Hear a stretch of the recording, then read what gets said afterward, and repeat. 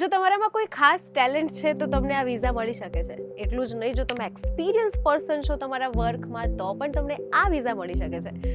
જી હા, જર્મનીમાં 5 અલગ અલગ કેટેગરીના સ્પેસિફાઈડ વિઝા છે. આ 5માંથી તમારી માટે કયા બેસ્ટ છે ઇઝી વેમાં સમજીશું આજના વિડીયોમાં. પણ એ પહેલાં વીટીવી ડિજિટલની મારી ચેનલને સબસ્ક્રાઇબ કરી દેજો, સાથે બેલ આઇકન દબાવી દેજો જેથી તમામ ઇમ્પોર્ટન્ટ અપડેટ્સ તમને પહેલાં મળે.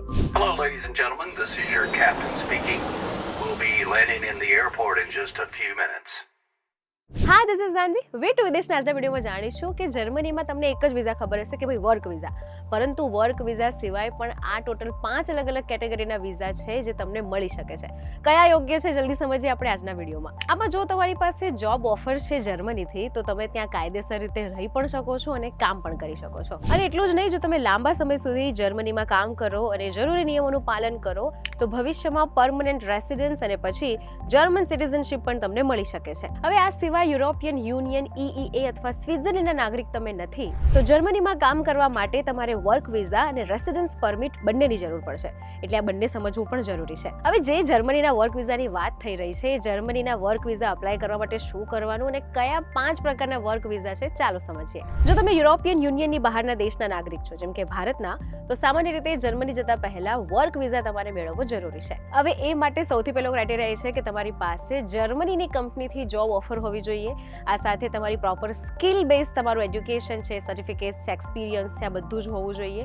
પ્રોપર ડોક્યુમેન્ટ્સ તો માંગે છે. આ સાથે અમુક જગ્યાએ જર્મન લેંગ્વેજમાં પણ ડોક્યુમેન્ટ્સ જે છે તે તમારે આપવા પડે છે. આ સાથે તમારે ફાઇનાન્શિયલ બેકગ્રાઉન્ડ ક્લિયર બતાવવું પડતું હોય છે જેથી તમે ખર્ચ ઉઠાવી શકો છો, એની રિસ્પોન્સિબિલિટી તમે લઈ શકો છો, તે જર્મનીમાં ગવર્મેન્ટને ખબર પડે. અને કામ શરૂ કરતા પહેલા વર્ક વિઝા સાથે રેસિડન્સ પરમિટ પણ મેળવવો જરૂરી છે. આ સિવાય જર્મનીમાં EU બ્લુ કાર્ડ પણ છે. બ્લુ કાર્ડ વિશે આપણે ઓલરેડી ચર્ચા કરી ચૂક્યા છે. શું છે તમે દેખી લેજો, ડિસ્ક્રિપ્શનમાં લિંક મળી જશે. પ્રોપર સમજી લેજો કે બ્લુ કાર્ડ શું છે. હવે આ તો થઈ કોમન વાત કે જે તમને જર્મનીમાં જવા માટે ખબર છે ને કેવી રીતે અપ્લાય કરવાનું. હવે મેઇન વાત કરીએ કે કયા વર્ક વિઝા છે અને એમાં અપ્લાય કરવા માટે શું કરવાનું. પહેલા વાત કરીએ સ્કિલ વર્ક વિઝા. જો તમારી પાસે પ્રોપર ડિગ્રી છે, પ્રોફેશનલ લાયકાત છે, એલિજિબિલિટી છે અને જર્મનીમાંથી જોબ ઓફર તમને મળી છે તો આ સ્કિલ વર્ક વિઝા તમારી માટે છે. બીજું છે EU બ્લુ કાર્ડ, જેની આપણે આગળ વાત કરી. આ ખાસ કરીને એવા હાઈલી ક્વોલિફાઈડ પ્રોફેશનલ્સ માટે છે જેઓ ચોક્કસ મિનિમમ સેલેરીની રિક્વાયરમેન્ટ પૂરી કરે છે. ત્રીજો છે એક્સપિરિયન્સ વર્ક વિઝા.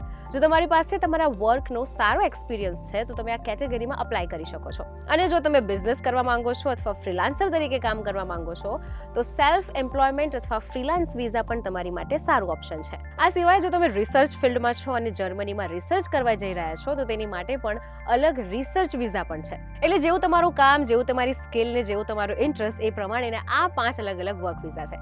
હવે એમાં અપ્લાય કેવી રીતે કરવાનું ચાલો સમજીએ. વર્ક વિઝા અપ્લાય કરવા માટે હવે જો તમે ઇન્ડિયામાંથી અપ્લાય કરી રહ્યા છો તો સામાન્ય રીતે તમારે તમારા નજીકના જર્મન એમ્બેસી અથવા કોન્સ્યુલેટ દ્વારા વર્ક વિઝા માટે અરજી કરવી પડે છે.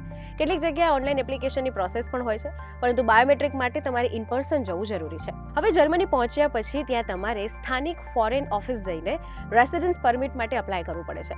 હવે પ્રશ્ન થાય કે વર્ક વિઝા કેટલા ટાઈમ સુધી આપણને મળે, તો સામાન્ય રીતે 1 વર્ષ સુધી મળે છે. પરંતુ જો તમે રેસિડન્સ પરમિટ તમને મળી ગયું છે તો તમને 4 વર્ષ સુધીની પણ લિમિટ જે છે તે મળી શકે છે.